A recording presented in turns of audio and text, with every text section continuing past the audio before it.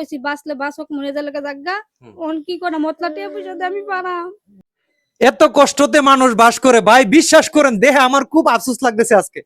আজকে আমার কাছে খুব আফসোস লাগতেছে যে এরকম পরিবেশে এরকম একটা ফ্যামিলি, আজকে দুইটা বাচ্চা প্রতিবন্ধী, এই বাচ্চাগুলা নিয়ে দেখেন কত বড় একটা সিফার ভিতরে থাকে, কিন্তু বাচ্চার অবস্থা এত খারাপ। বাচ্চাটাকে ডাক্তারে 1 মাস ভর্তি রাখছিল ব্রাহ্মণবাড়িয়া সদর হসপিটালে, তারপর ডাক্তার রেফার করে দিছে ঢাকা নেওয়ার জন্য। এখন এই যে দেখেন ওনার দুইটা বাচ্চা প্রতিবন্ধী, এখন এই বাচ্চাটা মানে গার একবারে রাখতেই পারে না এবং হাত পাও মানে নাড়াচাড়াতে এরকম করে না। এখন এই বাচ্চাটার চিকিৎসার জন্য ঢাকা নেওয়ার দরকার। ঢাকা নিতে গেলে কত টাকা লাগবে? অনেক টাকা লাগে, অনেক টাকা লাগবে বলছে। তো এখন আপনারা চলেন কিভাবে? আমরা ওন কিস্তি আছে এই জালু সেটা ওন কষ্ট করে চলতে হইব। এরপরে জামাই অসুস্থ, বহু বেদনা, কাম যাইতারে যাই অনেকদিন যাইতারে না, আবার কাম করে না। পরে আমিও ফাঁদ এই আবিদ্যা বালাই গিয়া কাজ করন লাগে। আপনার হাত ফুরছেন কিভাবে? হাত ফুইরা আমি এই যে দেখেন 6 মাস থেকে কাজ মাস করতাম পারছি না। আবিদ্যা যে এখন আপনি মানুষের বাড়ি থেকে কাজ কাম করেন? মানুষের বাড়ি গিয়া কাম করে আই, এবার মানুষের বাড়ি গিয়া কাম টাম করি আবিদ্যা লইয়া পরে নিজে চিকিৎসা করে তাই না এই মায়া লাগে। একটু ঘুরাই ধরেন ওনার, একটু ঘুরাই ধরেন। দেখেন বাচ্চাটার অবস্থা, ছোট্ট একটা বাচ্চা।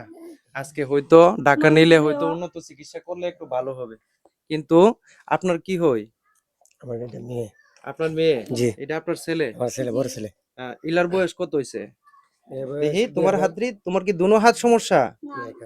এক হাত। 10 সালে জন্ম। 10 সালে জন্ম, তো 16 বছর হয়ে গেছে। দেখেন বডি গ্রোথ কিন্তু হয় নাই, 16 বছর হয়ে গেছে। এই বাচ্চাটা প্রতিবন্ধী। তো ইলা, তোমার নাম কি? আরাফাত। ইলা কেডা? তোমার বোন? হ্যাঁ, ইলা তোমার ভাই? কথা বল। হ্যাঁ জি। দেখেন প্রিয় বন্ধুরা, সবাই ভিডিওটা জোরের গতিতে শেয়ার করুন ভাই, ভিডিওটা জোরের গতিতে শেয়ার করুন, সবাইকে দেখার সুযোগ করে দেন আজকে। যে কষ্ট আছে আমি আরে মুহের ভিতরে গা হয়ে একবার আই সর্বনাশটি হকতালা দেহ ঠসা ফুটে রইছে। এই যে হকতালা একবারে গা হয়ে রইছে। আল্লাহ দেশবাসীর কাছে সহযোগিতা দেন, আল্লাহ যদি দেয় আমার এরার কাছে সহযোগিতা করে আমার কিছু টিয়া দেন, আমার এটা দেখা যায় গার্মেন্ট নেই লাগতে পারে। আচ্ছা, আপনার কোনো বিকাশ নাম্বার আছে? জি আছে। আচ্ছা, বিকাশ নাম্বারটা থাকলে একটু বিকাশ নাম্বারটা বলেন তো। আমি বলতাই না তোমার জামাই। আপনি মুছতে পারেননি? জি পারি। এটা আপনার নাম্বার? আমার নাম্বার। আপনারে ফোন দিলে মানুষ পাবে? ইনশাআল্লাহ পাবে। আচ্ছা, নাম্বারটা একটু বলেন। হ্যাঁ বলেন। 01818 57 33 31। একটু আবার নাম্বারটা বলেন। 01818 57 33 31। এই নাম্বারটাই আপনার? জি, বিকাশ নাম্বার। তো প্রিয় বন্ধুরা, আমি আপনাদের কাছে রিকোয়েস্ট করব প্রত্যেকে ভিডিওটা শেয়ার করুন। শেয়ার করলে হয়তো এই যে দেখেন বাচ্চাটা আজকে কত কষ্ট করতেছে।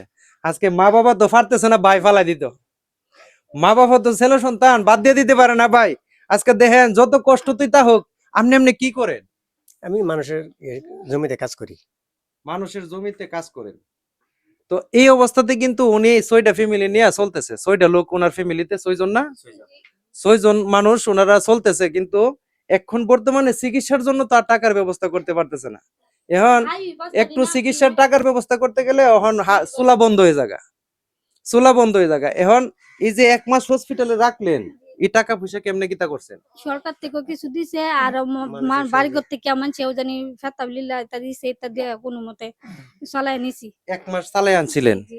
তো এখন বলছে দিছে, এখন কোন কইছে ঢাকা দরমা মুডা করতে আর মানছে দিত না। আর লয়ে যাম কেমনে? আর কইছি বাঁচলে বাঁচক মরে গেলে জাগা ওন কি করে মতলাতে পয়সা আমি পারাম। মতলাতে পয়সা দিয়ে পারতাম না, বাপের বাড়ির অভাব তো দিব কেন আমারে। তো প্রিয় বন্ধুরা, আমি আপনাদের কাছে একটি রিকোয়েস্ট করব, এই বাচ্চাটার জন্য আমি আপনাদের কাছে রিকোয়েস্ট করি সবাই ভিডিওটা শেয়ার করুন এবং সবাই সহযোগিতার হাত বাড়িয়ে দেন। আজকে 2 দিন যাবত আমাকে ফোন দিচ্ছে যে আপনি একটু আসেন, একটু আইসা দেখে যান আমার পরিবেশটা কি অবস্থাতে আমি আছি। তো ধন্যবাদ সবাইকে, আসসালামু আলাইকুম।